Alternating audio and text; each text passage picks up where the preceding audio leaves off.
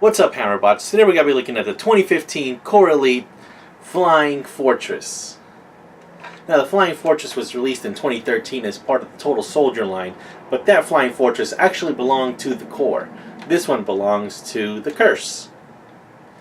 And the Core version was actually released twice. It was released as a standalone helicopter, and the other one was released as the Flying Fortress mission playset. But today we're going to be talking about this version. So let's take a look at the 2015 Core Elite Flying Fortress.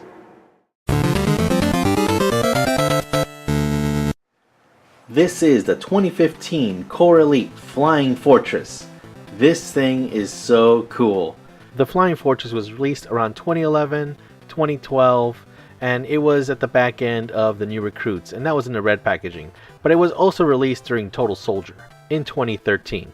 That version of the Flying Fortress was olive green with black blades and a cockpit. The New Recruits version came with an olive and brown camouflage Jeep, while the Total Soldier version came with an olive ATV. They both came with the same pilot, Boulder. The biggest difference is the gun in the front. This version has the same guns on its tail. The Elite version comes with a large gun that can swivel, plus it has lights and sounds.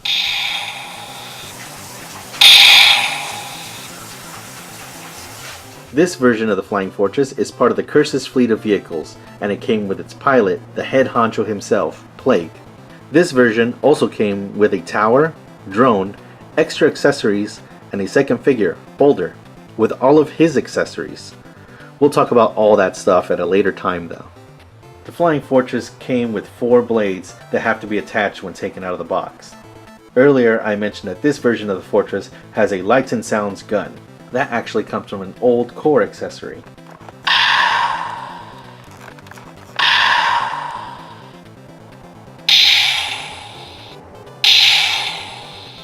It's the exact same one, with 2 parts changed so it could be attached to the Fortress. That's pretty clever.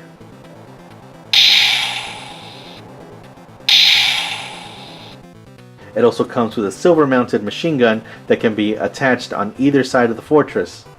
The machine gun has a bullet belt that can be taken off or pulled to either side. The color scheme of the Fortress is gray, black, red, and silver, representing the Curse. So I'm not sure if Plague stole it from the Core and repainted it to fit his army baddies. The main propeller moves smooth and freely, which is really great.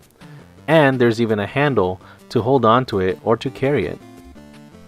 The cockpit opens up forward, and you can check out the figure. His feet actually hang out a little bit.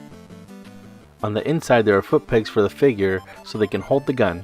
There is also a seat facing forward, and there are 2 seats facing back.